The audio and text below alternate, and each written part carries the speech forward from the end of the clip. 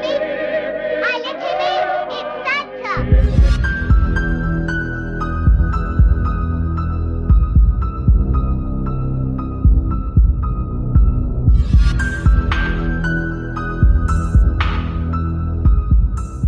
Well, hello there, I'm Papa John, and welcome to my channel. I know I haven't uploaded in a while. Oh well. Anyway, last year, on Christmas, I did the 25 slashing movies of Christmas, and I did a whole TikTok review series leading up to it, even though the tier list was on YouTube. This year, I'm just going to stick to YouTube, and I'm going to, instead of doing daily short reviews, I'm going to just split it up into 5 separate videos leading up to that. And today's the start of that. So if you want to see more, hit that like button, that subscribe button, notification bell, and leave a comment on your favorite Santa slashers down below. Because last year I did 25 slashing movies of Christmas. This year I'm doing 25 slashing Santas of Christmas.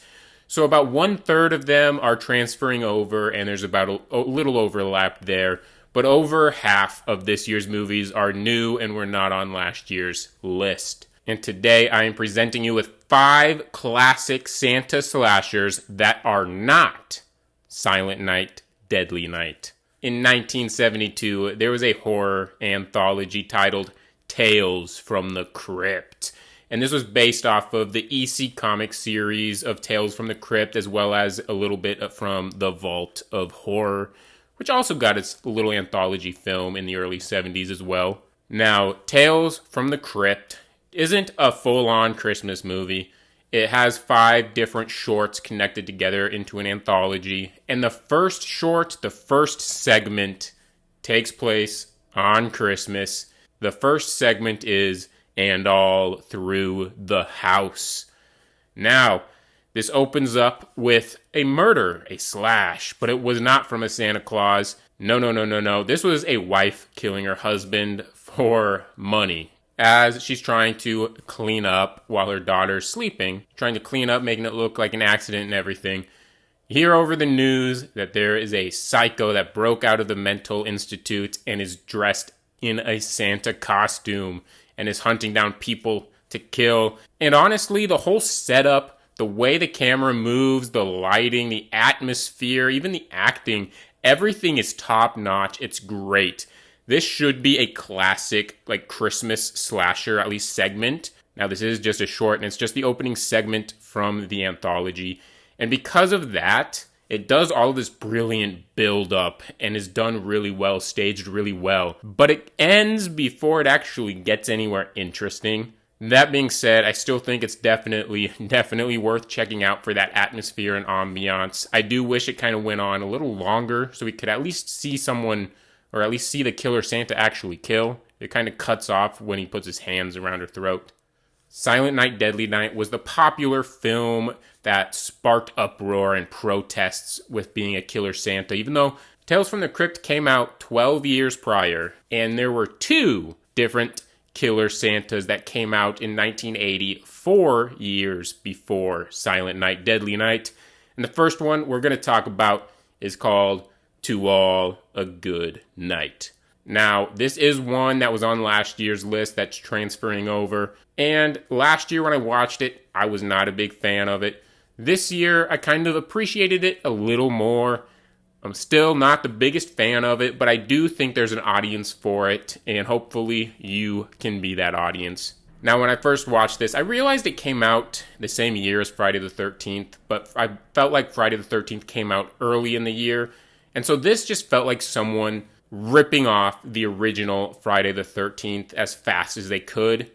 And then this year, I kind of looked back to see some of the production history, and this was made before the first Friday the 13th ever got released. So I actually don't know how much of a ripoff it actually is, but it's the similarities are just uncanny, that I feel like it has to be a ripoff in some way. So essentially, in To All a Good Night, as being a ripoff from the OG Friday the 13th, and you'll understand why as I describe the plot, but essentially you're in this sorority house, and about a year before this Christmas, or the year before, in 1979. One of the sorority girls were pranking each other, having fun, running around the house, and one of the girls accidentally falls off the balcony and falls to her death. Well, 1 year later, you've got a group of girls. They weren't able to go home for the holidays, so it's just them, this group of girls staying at this sorority house mansion.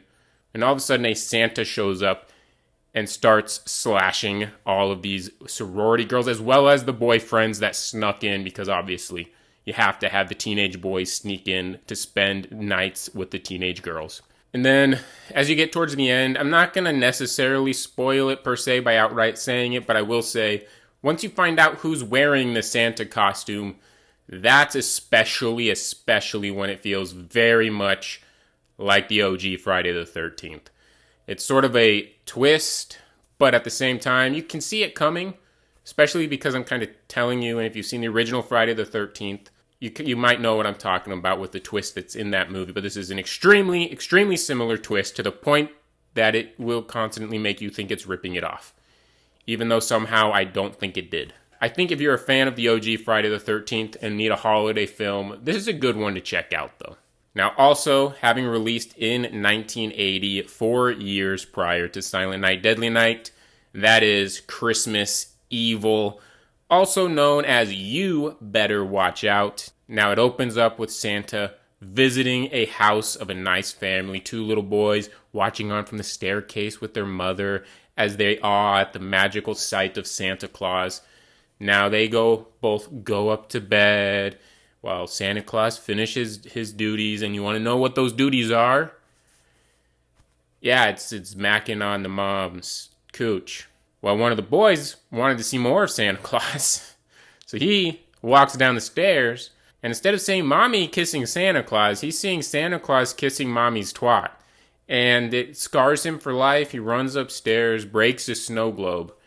And then it fast forwards, and this kid, he was always named Harry, is now a grown adult. Harry is now a grown adult, and he works at a toy factory. Now, the weird thing with Harry was, even though that incident scarred him for life, it kind of made it to where he didn't necessarily believe in Santa Claus, but it made him obsessed with Christmas and obsessed with Santa Claus, because he wanted to make sure other kids got to enjoy Santa Claus and enjoy the real magic of Christmas.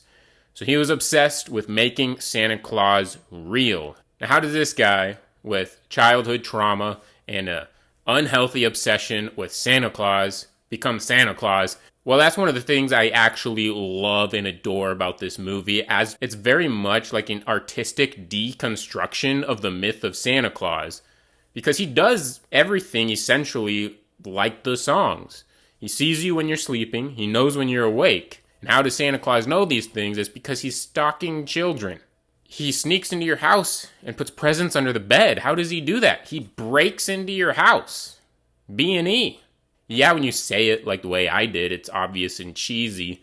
But the movie, I think, does a really nice job of doing this. And yes, it does kind of go down slasher routes in the sense that there's a couple of kills, but I think there's only like 2 kills. But the one thing I want you to take away from what I'm saying about this movie, for as much as I love it, I think this is damn near perfect Christmas horror movie.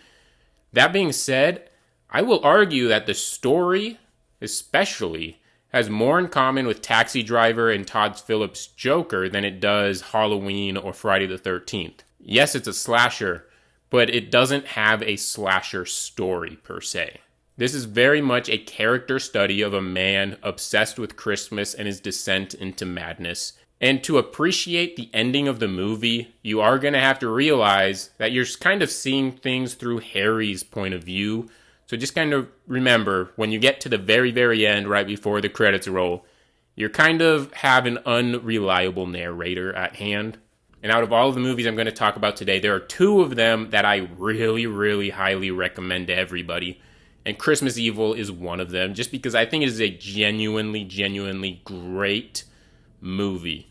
Not just a great fun slasher, but it's a great movie. And the other one that I really highly super recommend is a 1989, I believe, French film called Deadly Games. Deadly Games, yes, it's French subtitles, but don't let that scare you away, because this is the punk rock Home Alone, and it predates Home Alone by, I think, about a year. Like, it's a great movie to introduce boys to Christmas horror, I think. Just horror in general. You know, you have the holiday setting, and then you have kids. A kid playing with his toys is how he defeats the Santa that's killing everybody. So he defeats Michael Myers by using toys. So essentially what this movie is you kind of have a spoiled rich kid, but yet you love him because he's very innocent and endearing. That has a crap ton of toys. Every toy imaginable almost. So essentially there's a deranged man that gets a hold of a Santa costume. He even spray paints his beard white. And so this deranged Santa finds his way to the rich kid's house. The kid's name is Thomas, by the way. But Thomas's mom is working late, hasn't come home yet on Christmas Eve, even though she does have Christmas off. And then, so it's just Thomas and his elderly grandfather, who's also blind and diabetic. And so it's up to Thomas to take care of this Santa Claus. At first, he sets up a plan so he can prove that Santa Claus is real because all the other kids in school don't believe in Santa Claus. So he's set out to find proof. And at first, he thinks it's working. He sees Santa Claus come into the house. He has him on videotape. Well, Santa Claus then kills the dog while the kid is hiding underneath the table. Santa Claus does not know the kid's there yet at this point. But that's when the kid realizes... Kid thinks this is the real Santa Claus, I think, until like the very end. So he's just being terrorized and traumatized by seeing Santa go around killing his dog. And like I said, this kid has pretty much every toy imaginable. And so what does he do? He dresses up in his best Rambo cosplay and booby traps the house Rambo style. And these are not PG-13 Home Alone little booby traps. No, some of these are actually deadly. And like I said, it's a gnarly movie that I absolutely adored. I highly, highly recommend it to everybody. Yes, it's French, so you have to watch subtitles, or if you can find a dubbed version. I don't know if there's one out there. Now, I do have to mention this, so I guess 5.5 or 6 entries, not 5. I'm just counting it as 5, because only one of them is included in the 25. In 1989... the Tales from the Crypt TV show debuted, where every episode was essentially an anthology segment. And episode 2 of the Tales from the Crypt TV show from season 1 was a remake of the first segment from the 1972 movie And All Through the House. So it's essentially the same story, told much more with a cheesy 80s aesthetic. I don't necessarily enjoy it as much aesthetically. I don't think the environment is quite there. I do think story-wise, it kind of makes it further into the story. But much like the 1972 movie, I do think it ends before it actually reaches any climax. And then lastly, even though I know a lot of you probably will not consider 2005 to be classic, however, it was before the current era where you have 20 Christmas movies every year on different streaming platforms, and ones like Tubi and stuff, we'll find some killer Santas with no budget or even really much passion movies. Some of them do. I'm going to discuss some great ones from there as well. However, from sort of prior to the streaming era, prior to the 2010s, you did have Santa's Sleigh as well in 2005. Now, Santa's Sleigh is quite the movie. I kind of would describe it as if Troma made a Disney Channel movie about a killer Santa. So essentially you have Bill Goldberg, the WWE, or maybe more notably the WCW world champion, former world champion, Bill Goldberg, playing Santa. And this is a quite interesting lore with this movie in terms of the movie itself, like the actual contents of the screenplay. This just twists the Santa myth into basically Santa was an evil being, essentially Satan, his fallen angel, but then a good angel beats him in the great Canadian sport of curling.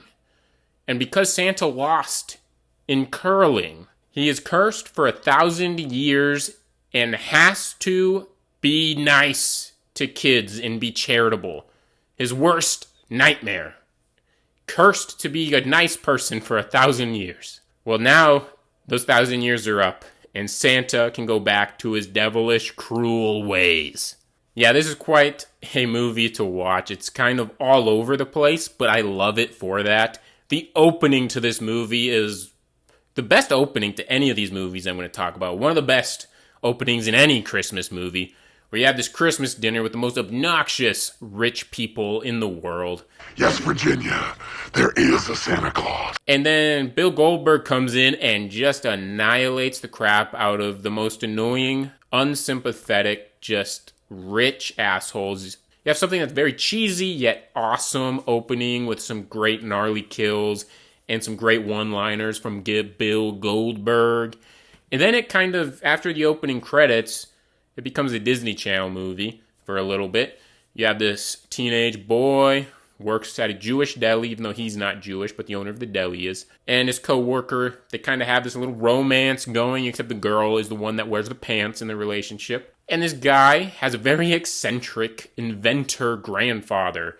And this whole aspect, to me, just feels very much like a Disney Channel movie. There's even a spot where they're going through the lore and the history, like I told you, about the 1,000-year curse and everything. And it feels like something I would have seen in, like, Twitches or Halloween Town or something. But then you get some of this Disney Channel stuff, and then it cuts to Bill Goldberg's Santa Claus visiting a topless strip club and just kills a bunch of perverts, basically. And then he just burns down the strip club with topless strippers in there. He doesn't save the topless strippers. You get some more of the Disney Channel stuff. And then you get to a segment that feels very much like from a trauma film where you have a bunch of just redneck hunters. And all of a sudden this teenage boy comes up and says, "Do you want a flying reindeer trophy to plant on the front of your truck?" And they all say, "Hell yeah." One of them with a tobacco little voice thingy. And so while smoking at the same time. Okay, anyway. And so he gets these hunters that kill that giant reindeer, even though I swear it's a buffalo or a bison. It's not entirely tonally all over the place. Like, it all feels like it's the same world in the same movie. But it's just weird because it does feel like it has that classic family-friendly Disney Channel holiday movie feel. And then there's topless strippers, rednecks cussing and smoking, and there's just, yeah, there's a lot. And so I kind of stand by my description. If Troma made a Disney Channel movie about a killer Santa, this is what you would get. And while I don't think it's nearly on the level of Christmas Evil or Deadly Games, I do think it's better than To All a Goodnight. And even though the film as a whole is not better than Tales from the Crypt as a whole, I would say this might be a little more entertaining than just simply watching the 20-minute intro to a movie you never fully got, as you would get with sort of the Tales from the Crypt version. And there you go. Those are 5 classic Santa slashers that are not Silent Night, Deadly Night. I hope you check some of these movies out. I know some of them might not be for everybody, but I still recommend at least giving all of them a shot. I might not have been the biggest fan of To All a Goodnight, but I'm also not the biggest fan of Friday the 13th. And if you want to hear more about Santa slashers in the coming weeks, feel free to hit that subscribe button, the notification bell so you don't miss another list. Smash that thumbs up icon and leave your comments down below on your favorite killer Santas. And happy Hanukkah, happy holidays, and Merry motherfucking Christmas. Merry Christmas, Mrs. Talbot. Thank you, and go fuck yourself. What a fucking whore.